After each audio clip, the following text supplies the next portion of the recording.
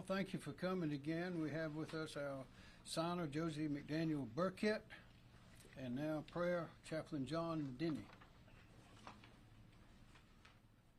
Good afternoon. I'm Chaplain Denny with the South Carolina National Guard.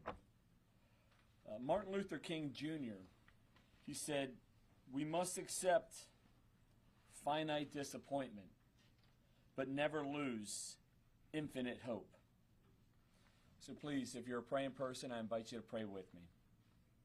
Loving Lord, during this storm, some have experienced finite disappointments, such as disruptions of their schedules, power outages, postponed doctor's appointments, delayed starts to school, damage to some homes, or canceled flights separating them from loved ones.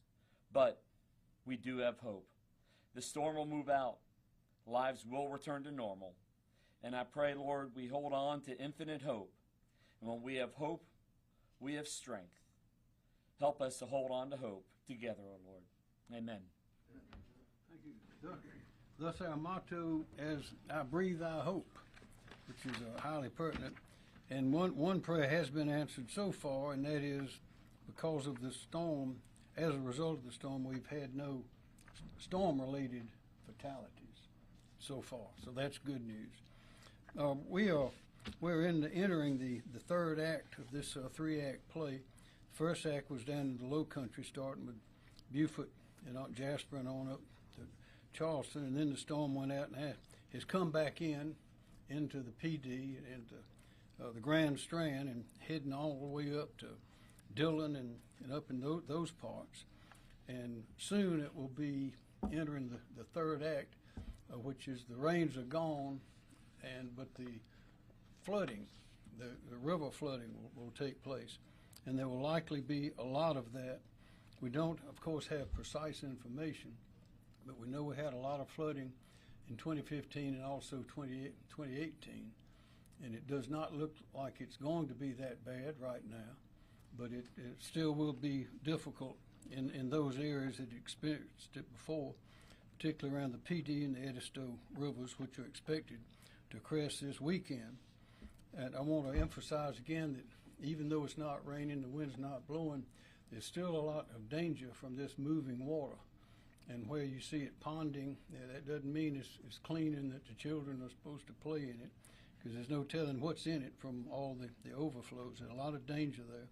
And again, don't drive on roads, don't drive on water in roads, because there's a lot of danger there as well. But I want to thank everybody for their cooperation. Team South Carolina has really come through. We know the work's not through yet. And after the flooding's over, then we'll have a lot of cleaning up to do.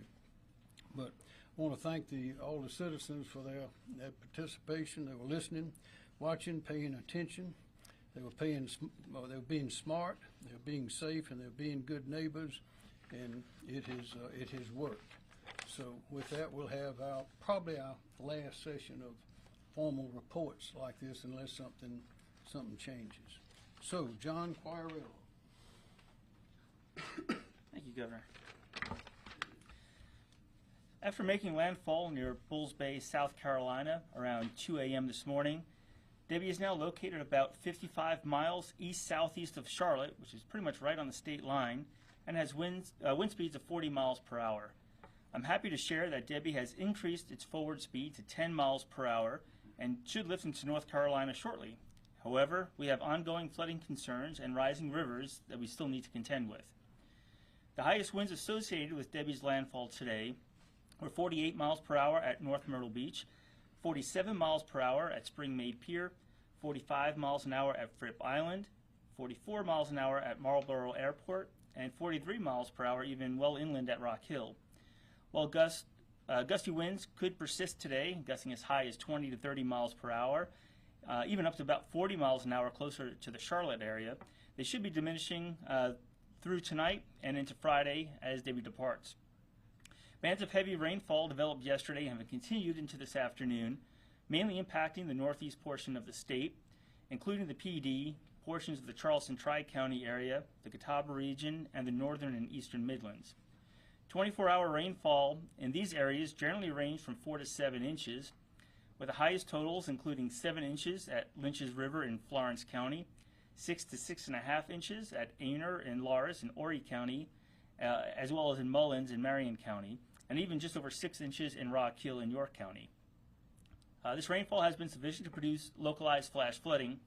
The flash flood threat could persist into tonight as outer bands from Debby continue to impact the area.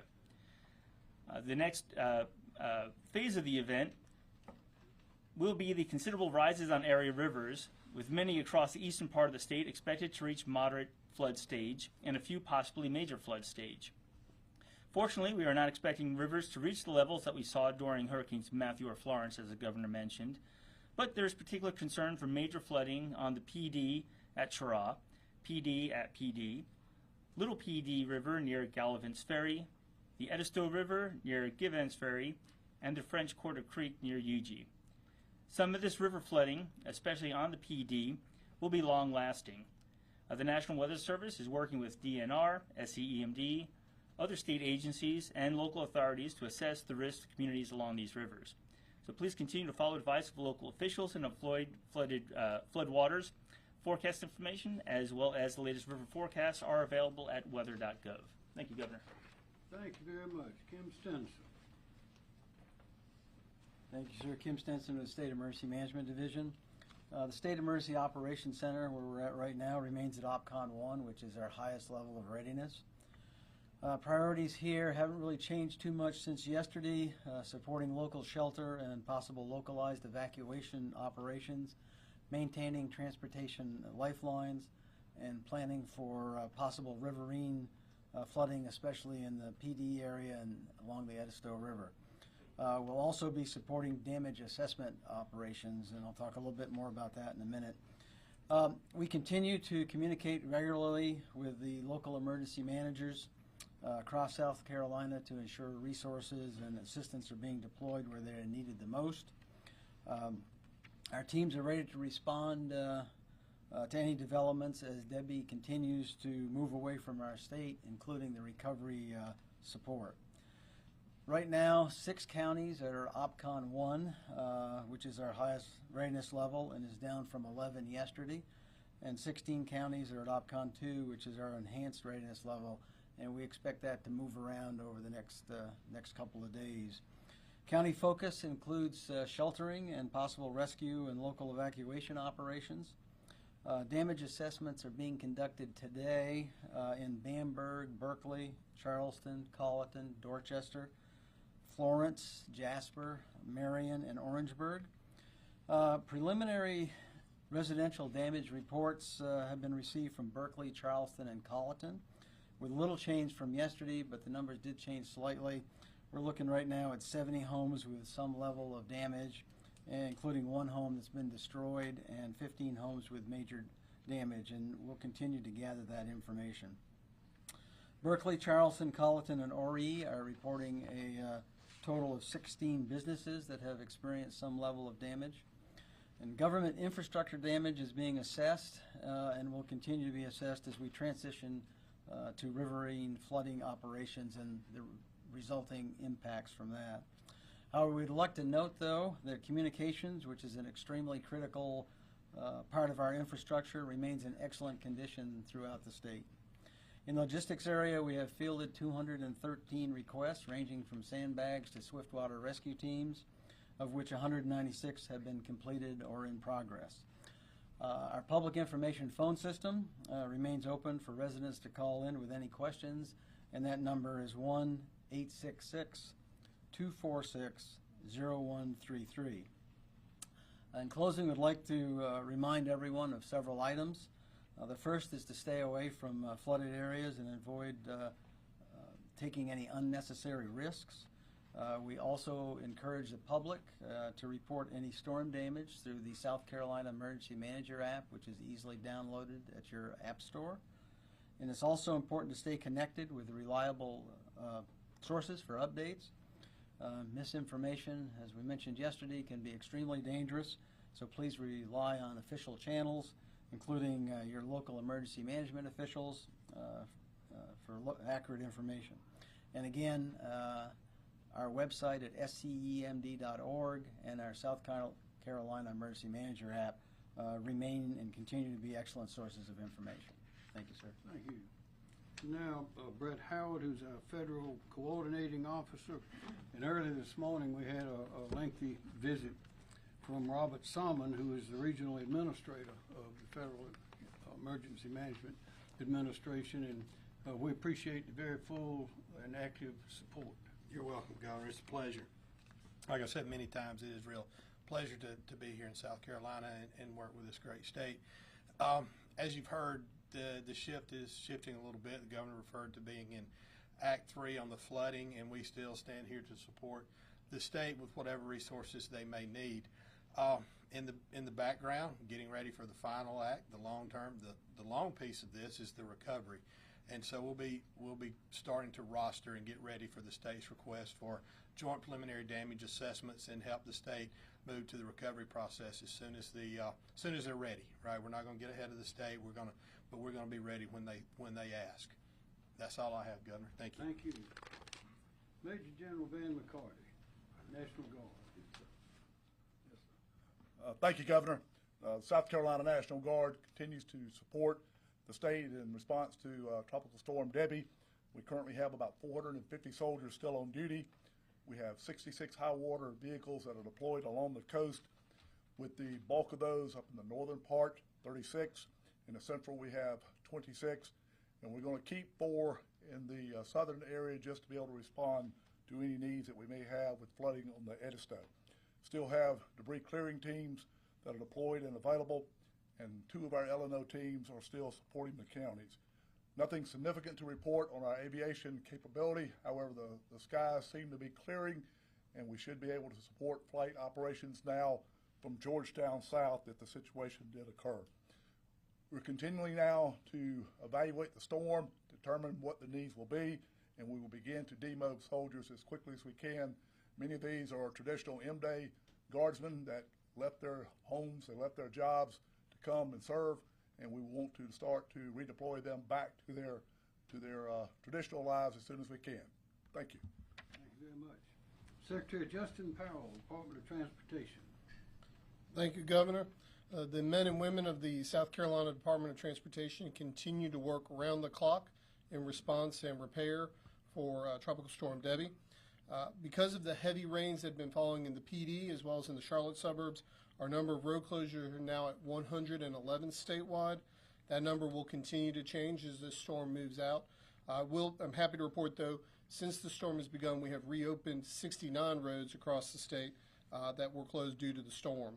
Our focus right now in the Low Country and in the Midlands is really on assessing and repairing roads that were damaged during the storm. And we will prioritize that based on focusing on our primary routes first and then our secondary roads later. In the PD, as this is an active storm, we're actively engaged in response and preparing for any flooding. We have 18 assistance crews that are ready to move into the PD if necessary from the upstate to assist our personnel there. This has been a long event, so encourage motorists again to slow down, encourage them to avoid floodwaters, and if you find a DOT crew, a utility crew, a local public works crew working on the side of the road, be sure to slow down and give them the space that they need to do their jobs. Thank you, Governor. Thank you. Director Robert Woods, Department of Public Safety. Thank you, Governor. Rob Woods, South Carolina Department of Public Safety. With regard to our calls for service, what we're finding is they're trending back towards normal. On Tuesday, we were at 640 calls for service, and again, those are primarily from collisions, disabled motorists, and blocked roadways. We were at 640 on Tuesday. On Wednesday, we're at 537, so a little bit more than 100 below where we were. So again, we're moving back towards normal, and we would expect to be there by tomorrow morning. That said, we have 239 state law enforcement personnel from our Highway Patrol Division, State Transport Police Division, SLED, DNR, and Triple P still assigned to the Traffic Incident Response Mission on day shift today. Tonight, we'll start to draw down some of those personnel and getting our specialized units from the Highway Patrol and State Transport Police, as well as our state support agencies, demobilized so they can get back to their normal operations. We will tonight maintain 125 law enforcement personnel on the line patrol mission in the impacted area from the Midlands to the coast. So there'll still be 125 total out this evening. And as we go back to normal operations tomorrow for DPS, we'll transition into support for SLED and post-storm law enforcement missions. And in the PD specifically, we'll have 46 of our personnel assigned to support SLED if needed. That said, again, as a reminder, avoid travel when you can. If you have to travel, just be extra cautious while you're driving. Thank you, Governor. Thank you. Chief Mark Keels, State Law Enforcement Division. Good afternoon, Mark Keel, Chief of SLED.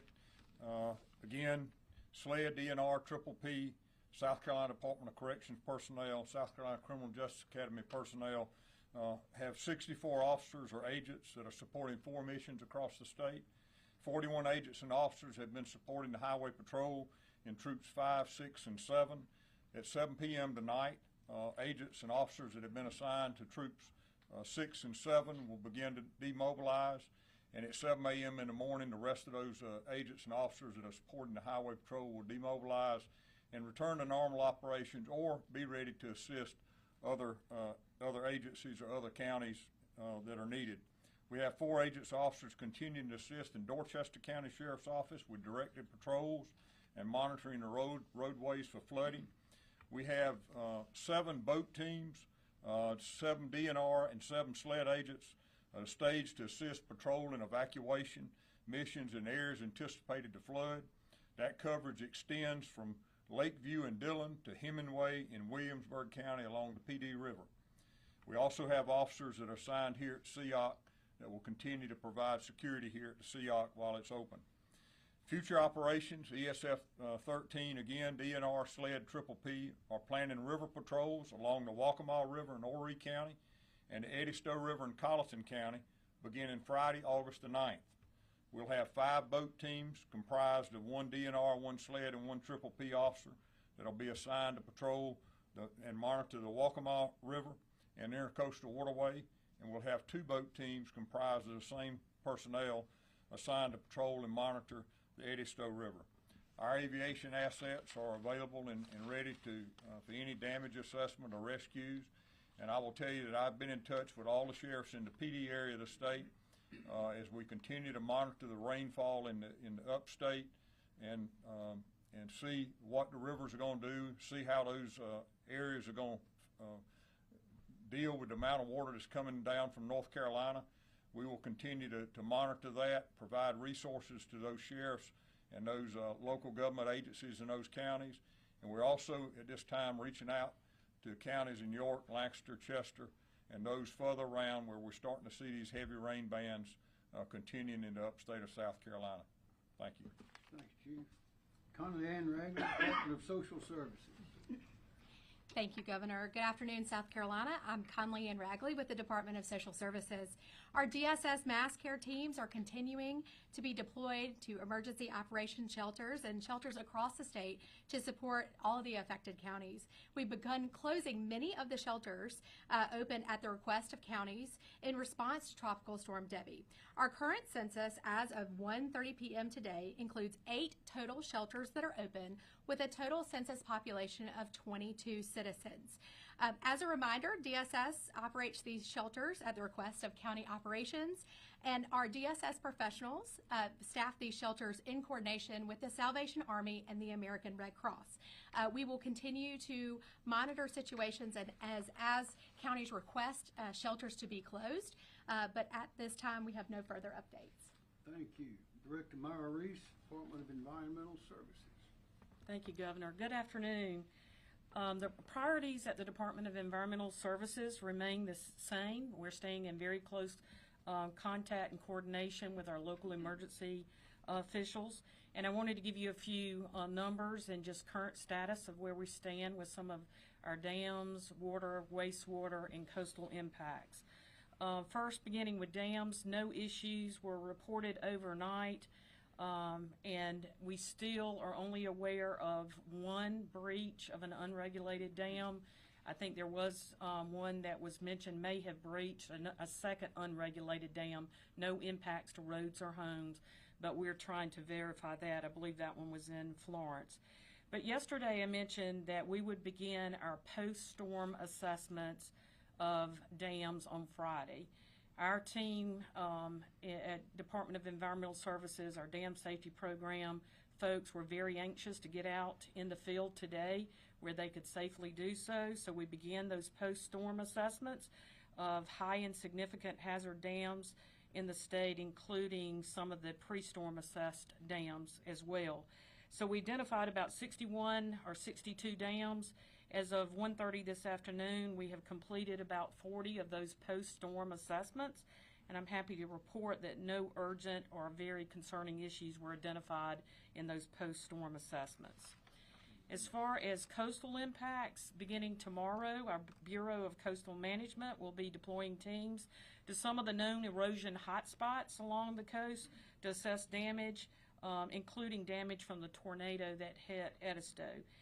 These hotspot areas include Garden City, Isle of Palms, and Sullivan's Island. There also may be some impacts that we're not aware of, and we'd like to encourage residents along the coast to use our My Coast app to submit photos to us of beachfront damage. A special message to citizens who have private wells, especially those that are in the PD and low country area where your private well may have been impacted by floodwaters. Please contact our private well hotline for guidance on information on how you can disinfect your well and how we can help you get the well tested and offer any assistance that we can. That number, that private well hotline number, is 1-888-761-5989. That number again is 1-888-761-5989.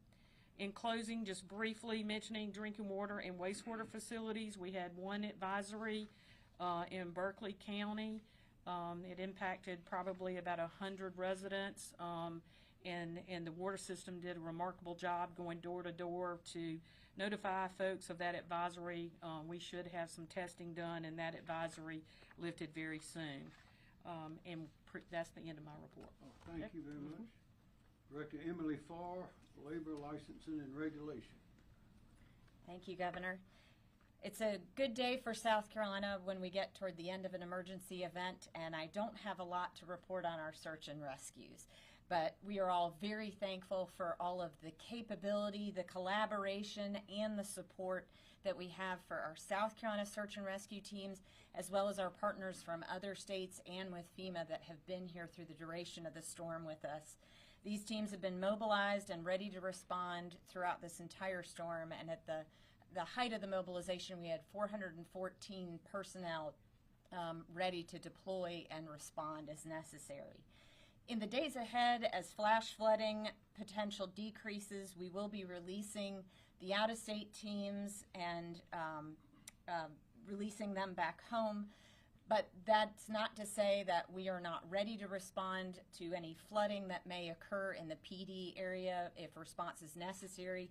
We have our extremely capable South Carolina state teams, that's South Carolina Task Force 1, as well as our regional task force teams that will be here and will remain to be deployed or to ready to be deployed to the PD area and the northeast region of the state if needed with potential flooding.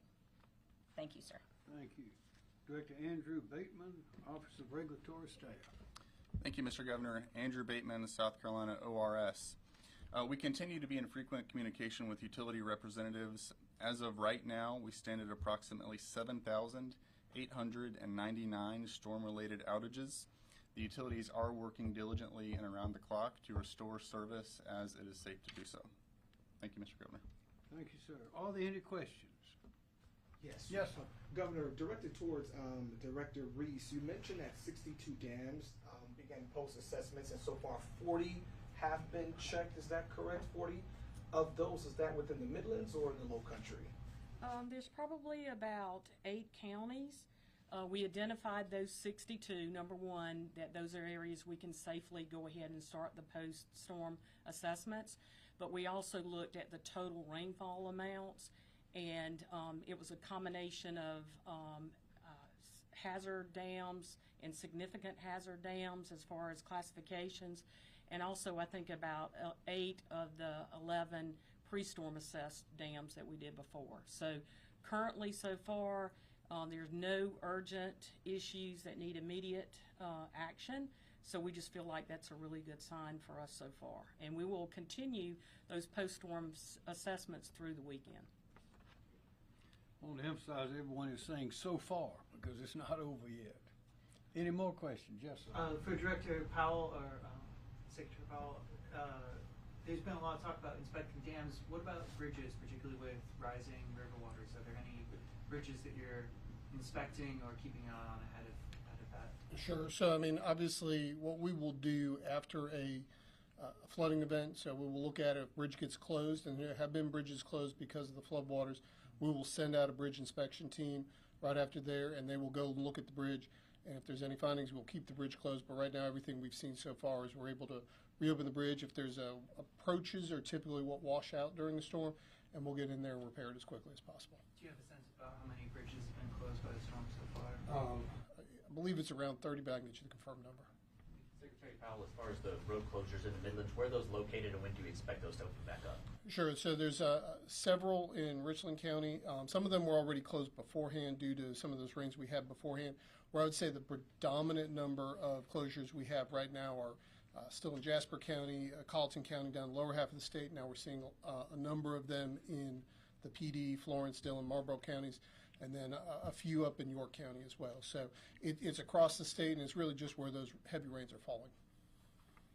Another question. Yes, sir. For Director Reese, again, you mentioned that DES was looking into a potential issue at an unregulated dam in Florence. Do you have any more details on that?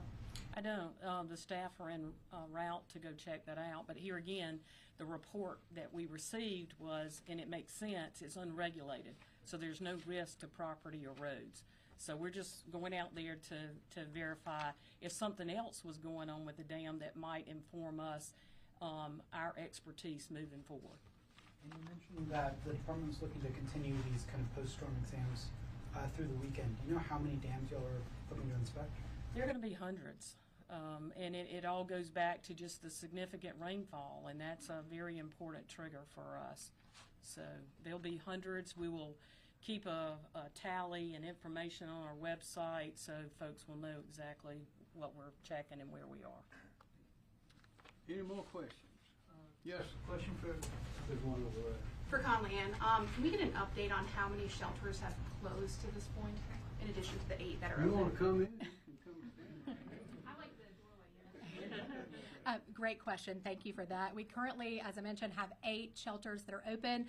During the course of the storm, we have closed 10 shelters, and they're in the following counties: Beaufort 2, Berkeley 2, Charleston 1, Dorchester 2, Georgetown 1, Jasper, and Orangeburg. We're slated also for 4 shelters to close by 3 o'clock today, and those are located, another one in Charleston, 2 facilities in Florence, and 1 in Williamsburg. Our total capacity at the high point of the storm was 127 individuals for census.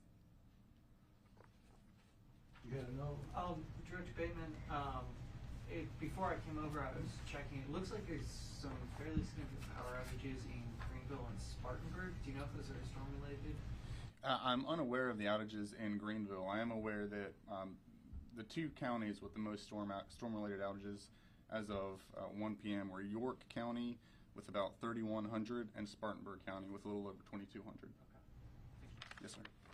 Another question. Well, thank you very much. We just want to remind everybody out there that it's not over yet. We've passed some dangers, but there's still plenty, so don't let your guard down yet. Thank you very much.